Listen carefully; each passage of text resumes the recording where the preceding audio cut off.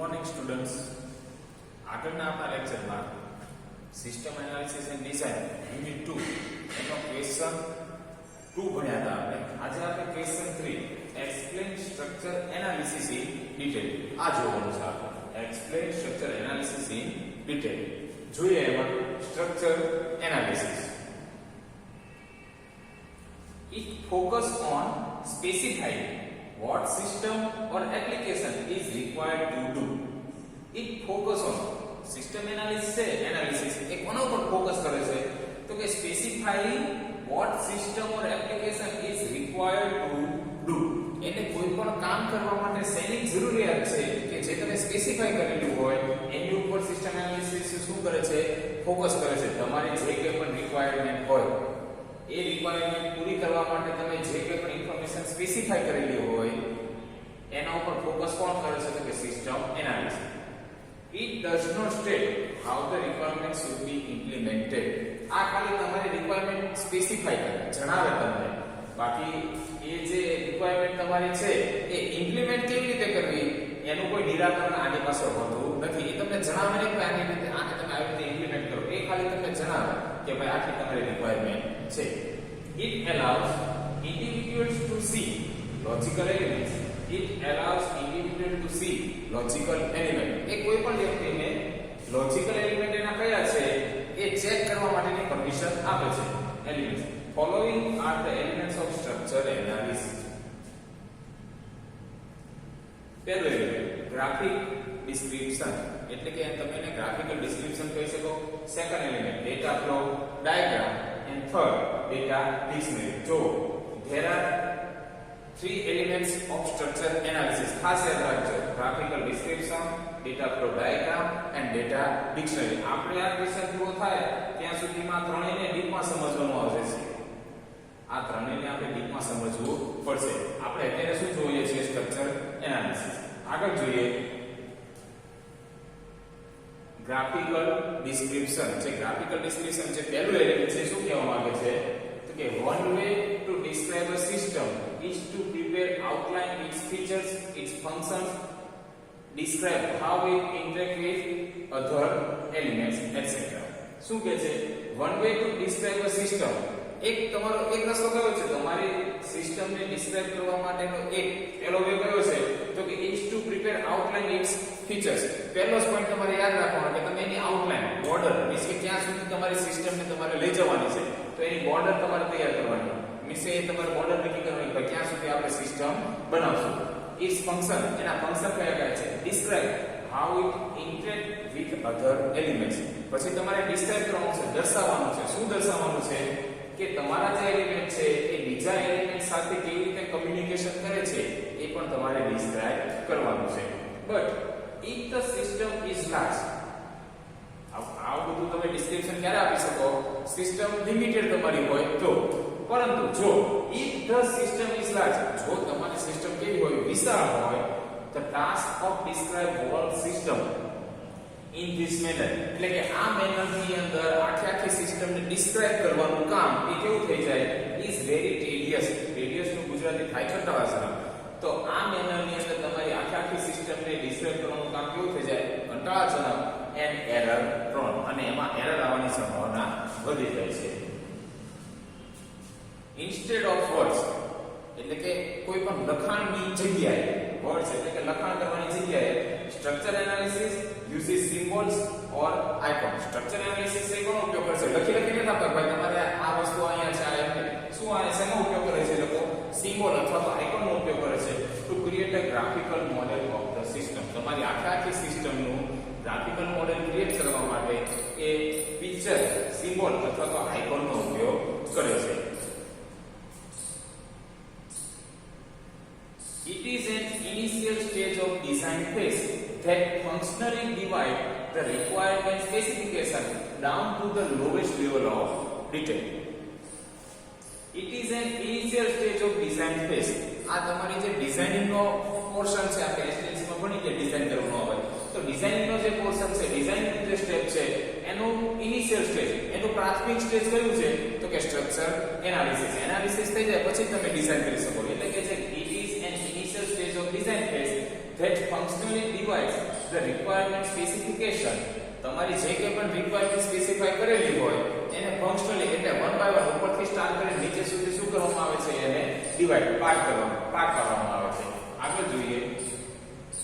The process can be broken down into more detailed data flow diagram. તમારી જે process તમે જે કે પણ ઇન્ફોર્મેશન આપેલી હોય જે કે પણ તમારી રિક્વાયરમેન્ટ સ્પેસિફાઈ કરેલી હોય એ રિક્વાયરમેન્ટ મુજબ તમારે જે પ્રોસેસની જરૂર પડે તો એ પ્રોસેસને બ્રોકન ડાઉન એટલે કે તમારી પ્રોસેસ છે એને અલગ અલગ પાર્ટમાં શું કરવામાં આવે છે બ્રેક પાર્ટ પાડવામાં આવે છે. મોર ડિટેલ ડેટા ફ્લો ડાયાગ્રામ જે માનો કે તમારી પ્રોસેસ વધારે હોય નો સમજાય તો એને બે પાર્ટ પાડો અને એ મુજબ તમારે એનો ડેટા ફ્લો ડાયાગ્રામ ક્રિએટ કરવાનો હોય છે. This may occur repeatedly until sufficient details is described to allow the analyst to fully understand the portion of the system under investigation. This may occur repeatedly એટલે કે તમારી process છે નો સમજાય થોડી પાછા એને પાર્ટ પાડો, હજી નો સમજાય તો હજી એના પાર્ટ પાડો. એટલે કે તમારી આ જે પ્રોસેસ છે આ પ્રોસેસને શું કરો રિપીટેડલી કન્ટિન્યુ રિપીટ કર્યા કરો. This may occur repeatedly આવું વારંવાર ક્રિએટ થતું હોય છે ક્યાં સુધી until sufficient details is described to allow the analyst to fully understand the portion of the system. Analyst ને એના સિસ્ટમનો એ ભાગ એ portion of the system તમે જે ભાગના તમે પાર્ટ પાડ્યા હોય એ ભાગ જ્યાં સુધી એને fully understand જ્યાં સુધી પૂરેપૂરો સમજાય નહીં ત્યાં સુધી આ સ્ટેપ છે એને શું કરો તમે રિપીટ કર્યા કરો. Its graphical nature makes it a good communication tool between user and analyst or analyst and system designer. આ એક પ્રકારનું કેવું ટૂલ છે તો કે ગ્રાફિકલ ટૂલ છે.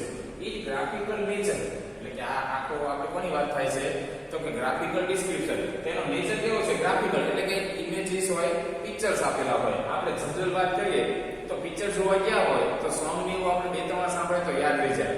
પિક્ચર જોઈએ બે ત્રણ વાર પિક્ચર જોઈએ તો આખી સ્ટોરી યાદ રહી જાય છે. પણ માનો પિક્ચર તમે એટલું સાંભળ્યું હોય તો યાદ રહે નહીં. એની સ્ટોરી તમે 100 વાર તમે પિક્ચરને MP3 બનાવીને સાંભળો તો યાદ નહીં રહે પણ બે કે ત્રણ વાર પિક્ચર જોશો તો યાદ રહેશે. શું કામ આખું ગ્રાફિકલ હોય છે એટલે કે છે ઇટ્સ ગ્રાફિકલ નેચર. આપણો જે પોઈન્ટ છે એનો graphical nature max it a good communication tool between user and analyst. User અને એનાલિસ્ટ વચ્ચે કમ્યુનિકેશન કરવાનું સારામાં સારું એ માધ્યમ છે અથવા તો એનાલિસ્ટ અને સિસ્ટમ ડિઝાઇનર એ બે વચ્ચે કમ્યુનિકેશન કરવાનું સારામાં સારું માધ્યમ શું છે તો કે graphical nature. It gives an overview of what data a system process. It gives an overview. એ તમારી આખી સિસ્ટમનો ઓવરવ્યુ આપે છે. જોઈએ શું કેવો ઓવરવ્યુ આપે છે તો કે what data a system process. તમારા જે કે પણ ડેટા ઉપર તમારી સિસ્ટમની અંદર જે કે પણ પ્રોસેસ કરવાની છે એનો ડેટા શું હશે. what transformations are performed. એની અંદર ટ્રાન્સફોર્મેશનની જરૂર પડે તો ત્યાં કઈ જગ્યાએ તમારું ટ્રાન્સફોર્મેશન શું પરફોર્મ થશે. what data are stored. તમારો ડેટા કેવો ડેટા અને ક્યાં સ્ટોર થશે તે. what results are produced and where the flow.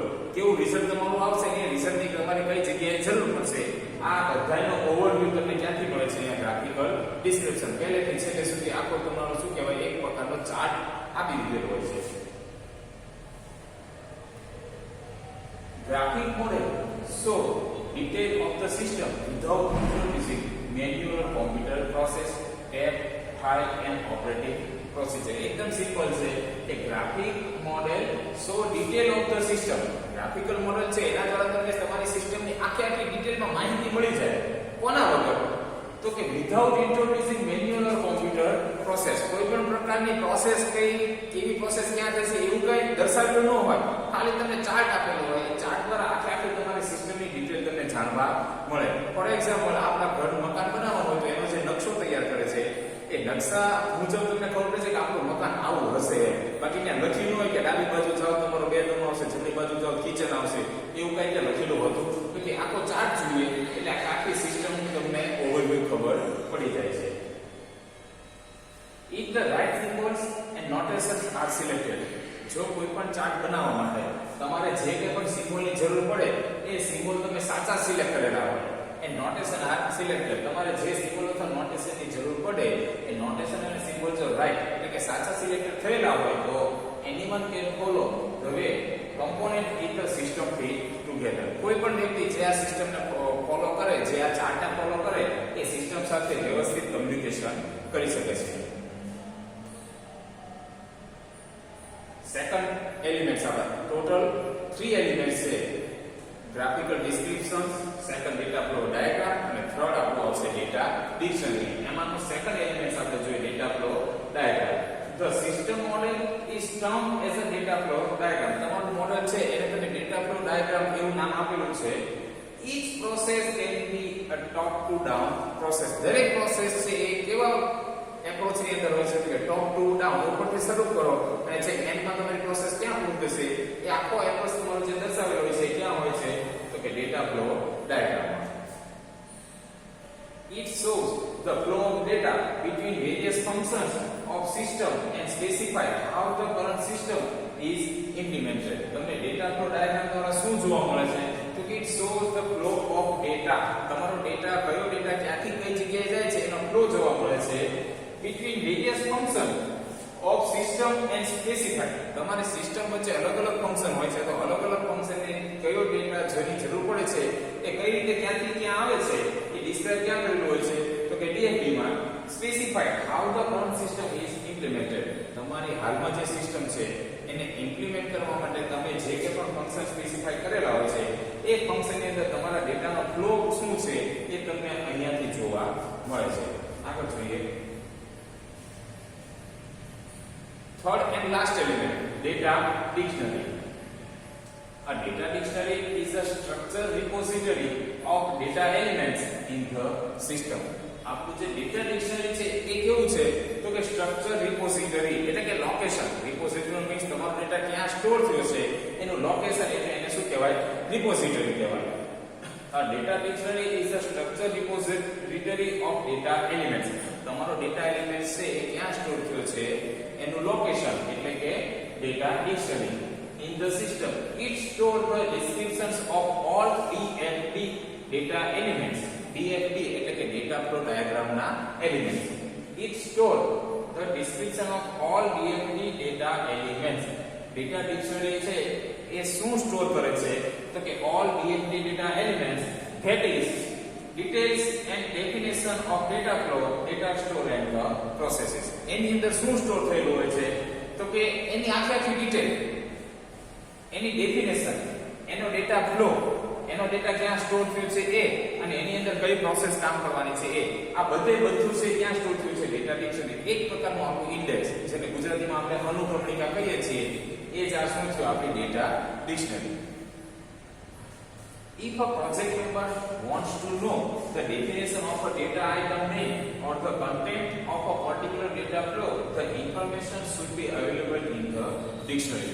જો કોઈ પ્રોજેક્ટ મેમ્બર હોય એને તમારા ડેટાની ડેફિનેશન કઈ છે એની અંદર તમે તમારી આઇટમ કઈ છે એની પ્રોસેસ કઈ છે એનો ડેટા ફ્લો કયો છે એ બધી વિગત જો એને જાણવી હોય તો એ બધી વિગત ક્યાં અવેલેબલ હોય છે તો available in the dictionary.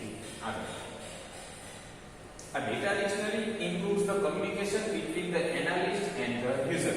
Data dictionary નો એક ઉપયોગ કયો છે મેઇન ઉપયોગ તો કે improves the communication between the analyst and user. User અને એનાલિસ્ટ વચ્ચે જે કમ્યુનિકેશન થતું હોય છે કમ્યુનિકેશન ની અંદર કઈ ઇમ્પ્રુવમેન્ટ લાવવાનો હેતુ કોનો છે તો કે ડેટા ડિક્શનરીનો.